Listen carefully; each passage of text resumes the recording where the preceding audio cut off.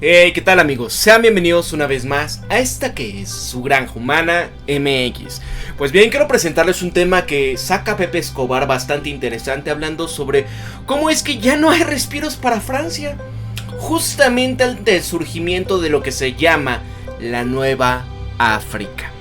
Y es que ya como fichas de dominó, estos estados africanos están quedándose ya uno tras otro fuera de las cadenas del neocolonialismo. Chad, Guinea, Mali, Burkina Faso, Níger y ahora Gabón están ya diciendo, ¿sabes qué? No a este antiguo dominio de Francia sobre los asuntos financieros, políticos, económicos y también de seguridad de África. Amigos, ya se les acabó, ya no hay ni para atrás ni para adelante. ¿Qué va a pasar? Pues bueno, que al ir agregando estos dos estados nuevos miembros africanos a su lista, la cumbre de la semana pasada en Johannesburgo, que había anunciado la ampliación de los BRICS 11, había demostrado una vez más que la integración euroasiática está indisolublemente ligada a la integración de Afroeurasia. Sí, Bielorrusia lo que está proponiendo ahora es celebrar esta cumbre conjunta entre los BRICS 11, la Organización de Cooperación de Shanghái y la Unión Económica Euroasiática. Esta visión del presidente Alexander Lukashenko, para poder así tener esta convergencia de estas organizaciones multilaterales, puede a su debido tiempo conducir a la cumbre de la madre de todas las multipolaridades. Y obviamente esto es algo que Estados Unidos realmente no quiere, porque solamente pueden dominar al mundo y tener la unipolaridad si todos están divididos, peleados entre sí. ¿Qué pasa si se comienza una unión? Bueno, Afroeurasia, esa es una propuesta que muchos están diciendo que es bastante complicado. África todavía está muy por detrás de sus primos euroasiáticos en el camino hacia romper las cadenas del neocolonialismo.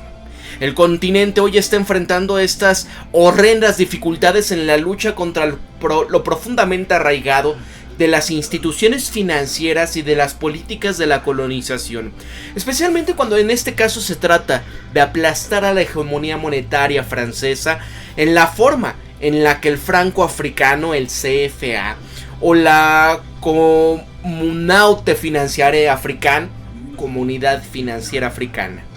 Aún así, una pieza de dominó va cayendo una tras otra. Chad, Guinea, Mali, Burkina Faso, Níger y ahora Gabón. Este proceso ya ha convertido al presidente de Burkina Faso, el capitán Ibrahim Traoré, en el nuevo héroe del mundo multipolar. Mientras que Occidente colectivo está aturdido y confuso, ni siquiera pueden empezar a comprender el retroceso que está representando estos 8 golpes de estado en África Occidental y Central en solamente menos de 3 años. ¿Qué pasa? Adiós Bongo. Los oficiales militares han decidido tomar el poder en Gabón, justamente después de que el hiperprofrancés presidente Ali Bongo había ganado una vez más estas elecciones que estuvieron en toda duda, puesto que carecían de credibilidad. Las instituciones fueron disueltas, se cerraron las fronteras con Camerún, Guinea Ecuatorial y la República del Congo. Todos los acuerdos de seguridad con Francia también fueron anulados y nadie sabe qué va a pasar con la base militar francesa. Todo esto fue tan popular como parece. Los soldados salieron a las calles de la capital, Libreville, cantando alegremente, alentados también por los espectadores. Bongo y su padre, que lo precedieron, gobiernan Gabón desde el 67. Fue educado en una escuela primaria francesa, se graduó en la Sorbona. Gabón es una pequeña nación de solamente 2.4 millones de habitantes, con un pequeño ejército de 5,000 personas que pudiesen caber en el ático del señor Trump. Más del 30% de la población vive con menos de $1 al día, y en más de 60% de sus relaciones y sus regiones no tienen acceso a la atención sanitaria ni al agua potable. Los militares calificaron los 14 años de gobierno de Bongo como el deterioro de la cohesión social, que estaban ya hundiendo al país dentro del caos. Y en ese momento la empresa minera francesa Eramet había suspendido también las operaciones después del golpe. Eso es casi un monopolio. Gabón tiene que ver con una pródiga riqueza mineral, con el oro, diamantes, manganeso, uranio, niobio, mineral de hierro, sin mencionar también petróleo. Ay Dios, discúlpenme. Este gas natural y la energía hidroeléctrica también son importantes. En Gabón, que también es miembro de la OPEP, prácticamente toda su economía gira en torno a la minería. El caso de Níger es aún más complejo porque Francia les explota el uranio y el petróleo de alta pureza, así como otro tipo de riquezas minerales. Los estadounidenses están en el lugar, operando 3 bases en Níger con hasta 4.000 militares. Este nodo estratégico clave de su imperio de bases es la instalación de drones en Agadez, conocida como la base aérea 201 de Níger. Es la segunda más grande de toda África después de Djibouti. Y sin embargo, los intereses de Francia y los estadounidenses chocan cuando se trata de una saga sobre el gasoducto Transsaharia. Después de que Washington rompiese este cordón umbilical de acero entre Rusia y Europa al bombardear el Nord Stream, la Unión Europea y especialmente la Alemania necesitaban urgentemente la alternativa. En este caso, amigos, pues habían volteado a ver obviamente aquí a África. El suministro de gas argelino apenas alcanza para cubrir el sur de Europa. El gas americano es terriblemente caro y la solución ideal para los europeos iba a ser el gas nigeriano que cruzase el Sahara, luego la profundidad del Mediterráneo.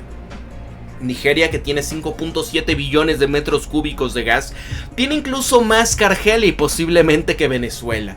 En comparación, Noruega solamente tiene 2 billones de metros cúbicos.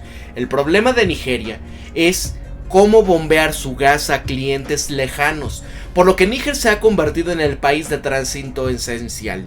Cuando se trata del papel de Níger en la energía, es en realidad el juego mucho más importante que tan promocionado tiene el uranio, que de hecho es tan estratégico que ni para Francia ni para la Unión Europea, porque Níger es solamente el 5º mayor proveedor del planeta, y acá muy por detrás de Kazajistán y Canadá. Aún así, la máxima pesadilla francesa es esto: perder los jugosos acuerdos de uranio más una mezcla de Mali, Rusia, post-Prigozhin, ha llegado a Níger con toda su fuerza y con una expulsión simultánea de los ejércitos de Francia. Agregar a Gabón solamente complicaría las cosas, y esta creciente influencia rusa puede llevar a impulsar todas las líneas de suministro a los rebeldes en Camerún y Nigeria, y a un acceso privilegiado a la República Centroafricana, donde la presencia rusa ya es bastante fuerte. No es de extrañar que también el francófilo Paul Biya, en el poder durante 41 años en Camerún, haya optado por una purga de sus fuerzas armadas tras el golpe de estado en Gabón. Camerún puede ser la próxima pieza del dominó en caer. Y es que, amigos, ya lo está viendo Francia. Aquí se le vienen la caída de un sinfín de otras excolonias. Aquí todos sus hombres de paja que estaban al frente, es muy posible que caigan. Y dicen, empiecen a purgar, empiecen a cambiar a este personal. ¿Qué pasa con la CEDEAW que se encuentra con el AFRICOM? Los estadounidenses, tal como están las cosas, están jugando al Sphinx. Y hasta el momento no hay pruebas de que el ejército de Níger quiera cerrar la base de Agadez. El Pentágono ha invertido una fortuna en sus bases para poder espiar gran parte del Sahel y sobre todo Libia. Lo único en lo que están de acuerdo de París y Washington es que bajo la cobertura de la CEDEAW o Comunidad Económica de los Estados de África Occidental, tienen que imponer sanciones más duras posibles a una de las naciones más pobres del planeta, donde 21% de su población apenas si tiene acceso a la electricidad. Y debería de ser mucho peor que los impuestos en Costa de Marfil en 2010.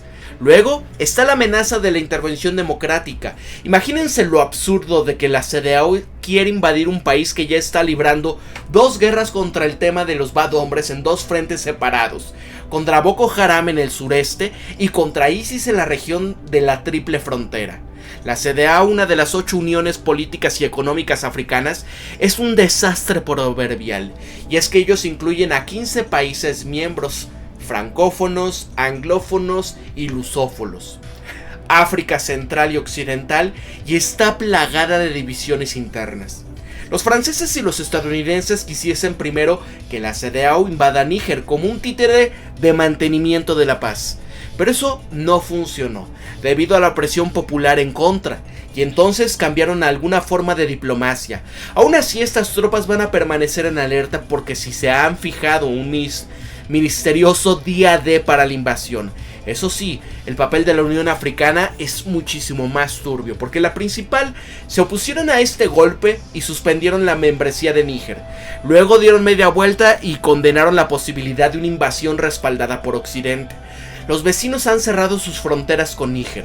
La CEDEAW implosionará sin el respaldo estadounidense, de Francia y de la OTAN, puesto que es esencialmente un chihuahua destetado que esencialmente, después de que Rusia y China demostraron a través de la cumbre de los BRICS su poder blando en toda África. La política occidental en esta vorágine del Sahel parece consistir en salvar todo lo que puedan de una posible debacle total, incluso cuando ese estoico pueblo de Níger es inmune a cualquier narrativa occidental que está tratando de inventar. Es importante también a tener en cuenta que el principal partido de Níger, que es el Movimiento Nacional de la Defensa de la Patria, representado por el general Abdurrahmane Chani, ha contado con el apoyo del Pentágono, con entrenamiento militar completo desde el principio, ¿no? Porque ahí está la huella de Estados Unidos. Y el Pentágono está profundamente implantado en África y está conectado con 53 naciones. El principal concepto estadounidense desde principios de la década del 2000 fue siempre militarizar a África y convertirla en material de guerra contra los bad hombres. Como lo había expresado el régimen de Dick Cheney en 2002, África es una prioridad estratégica en la lucha contra los bad hombres. Esa es una base del comando militar estadounidense del AFRICOM y de innumerables asociaciones cooperativas establecidas en estos acuerdos bilaterales. A todos los efectos prácticos, el AFRICOM ha estado ocupando grandes extensiones del África desde el 2007. Pero qué dulce es mi franco colonial. Sí, es absolutamente imposible para cualquier persona del sur global, de la mayoría global o el Global Glove, con copyright de Lukashenko, comprender la agitación actual de África sin comprender los aspectos prácticos del neocolonialismo francés. La clave, por supuesto, es que el franco CFA o franco colonial que introdujeron en el 45 en África francesa aún sobrevive incluso después de que este CFA, con un ingenioso giro terminológico, comenzara a significar Comunidad Financiera Africana. El mundo entero recordaba que después de la crisis financiera mundial del 2008, el líder de Libia, Muammar al-Gaddafi, había pedido el establecimiento de una moneda panafricana vinculada al oro.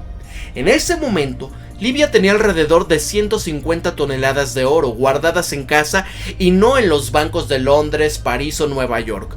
Con poco más de oro, esa moneda panafricana tendría su propio centro financiero independiente en Trípoli, y todo basado en una reserva soberana de oro. Para decenas de naciones africanas, ese era el plan B definitivo para poder eludir este sistema financiero occidental. El mundo entero también recordó lo que ocurrió en 2011.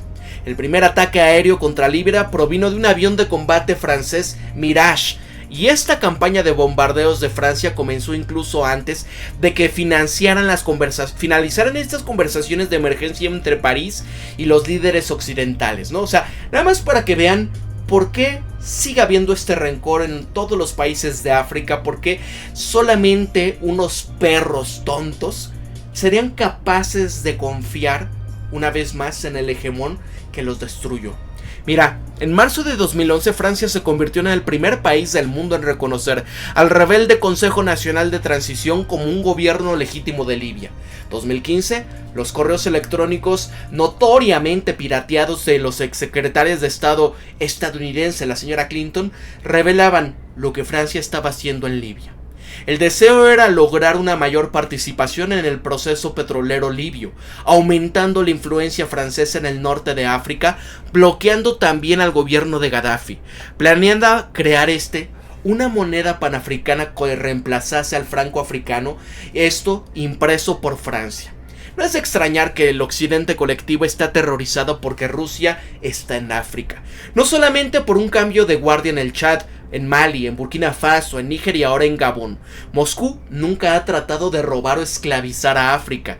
Y es que Rusia trata a los africanos como un pueblo soberano, no ha participado en guerras eternas y no está privando al África de los recursos pagados por una miseria por ellos. Mientras tanto, la inteligencia francesa y la política exterior de la CIA se traducen en corromper hasta la médula a los líderes africanos y el extinguir a aquellos que son incorruptibles, ¿no? Amigos, esto lo vemos en México, por ejemplo, con Claudio X González y toda la gente del PRIANRED, ¿no?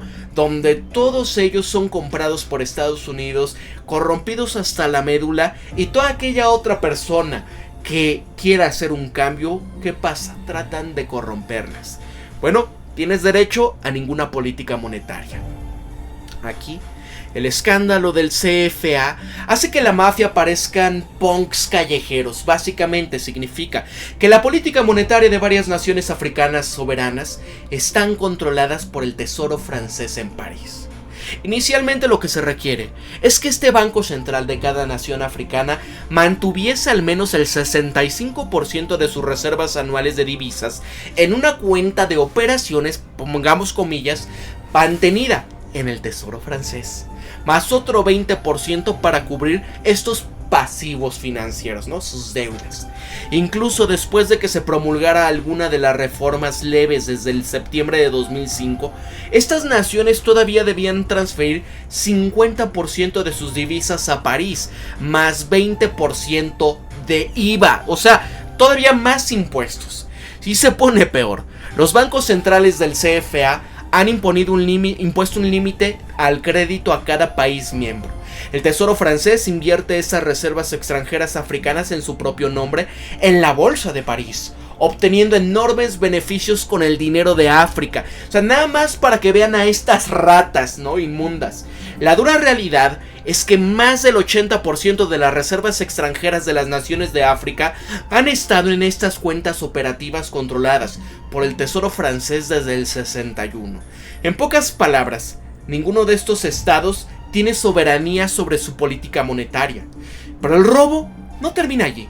El Tesoro de Francia utiliza las reservas africanas como si fuesen capital francés y como garantía para pignorar activos para los pagos franceses a la Unión Europea y al Banco Central Europeo. En todo este espectro del Francia africano o el Francia todavía hoy controla la moneda, las reservas de divisa, la élite compradora y a las negociaciones comerciales. Y hay ejemplos en este caso que abundan. El control del conglomerado francés Bolloré sobre los transportes marítimos y portuarios en toda África Occidental. Bouygues, Vinci, dominando en la construcción y las obras públicas, la distribución de agua y la electricidad.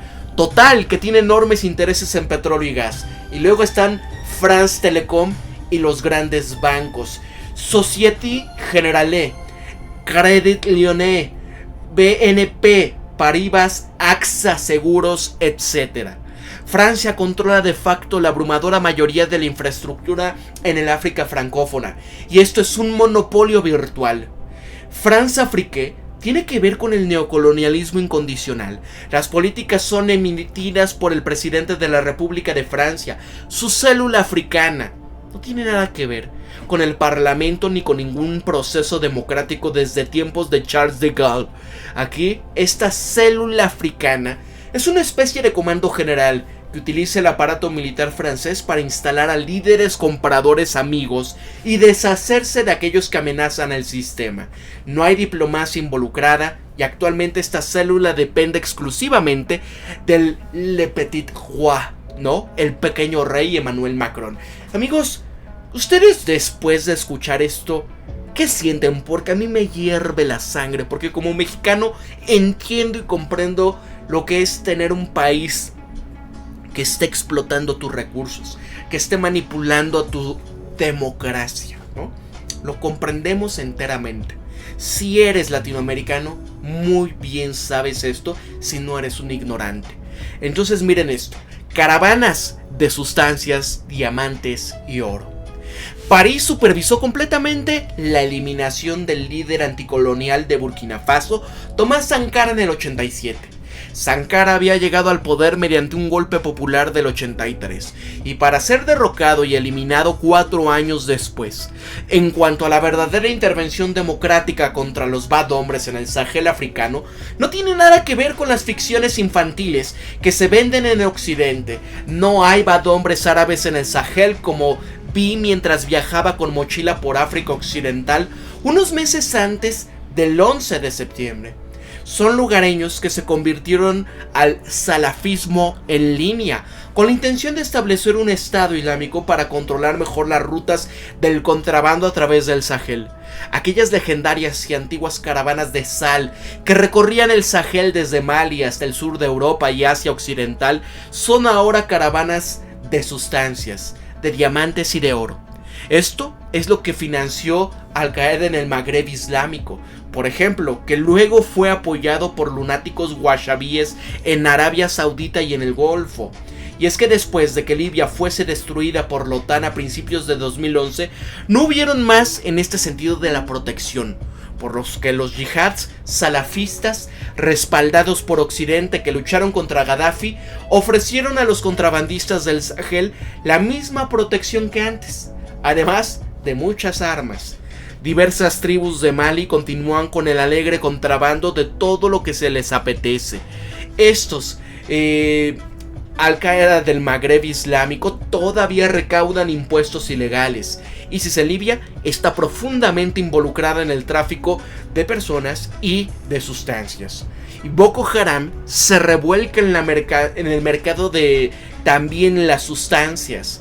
Existe cierto grado de cooperación africana para luchar contra este tipo de grupos. Existía lo que se le llamaba G5 Sahel, centrado en la seguridad y el desarrollo. Pero después de que Burkina Faso, que Níger, que Mali, que Chad adoptasen la ruta militar, solamente queda Mauritania.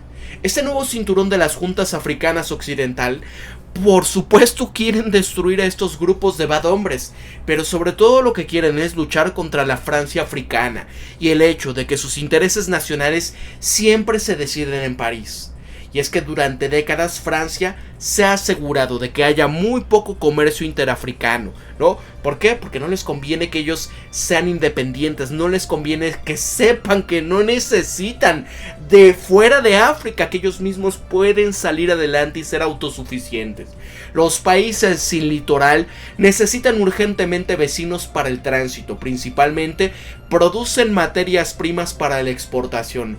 Prácticamente no hay instalaciones de almacenamiento decentes, un suministro de energía débil y una infraestructura de transporte intraafricana está terrible. Eso es lo que los proyectos de la China, de la iniciativa de la Franja de la Ruta, están empeñados en abordar en África. Y obviamente es por esto la razón en la que dicen, pues sí queremos que inviertan. Marzo de 2018.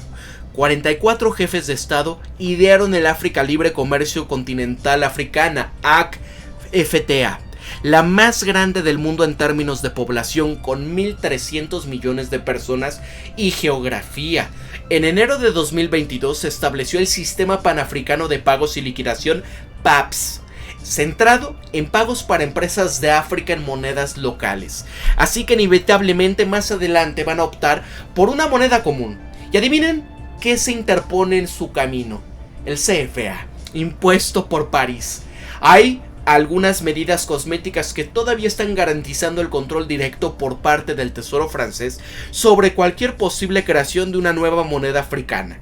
La preferencia por las empresas francesas en los procesos de licitación, los monopolios y el establecimiento de tropas francesas.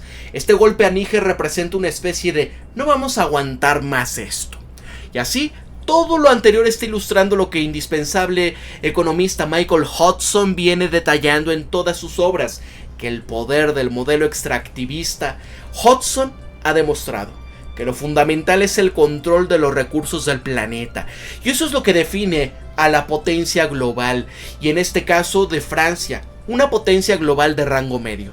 Francia demostró lo fácil que es controlar los recursos mediante el control de la política monetaria y el establecimiento de monopolios en estas naciones ricas en recursos para poderles extraer y exportar, utilizando prácticamente mano de obra esclava sin regulaciones ambientales o sanitarias.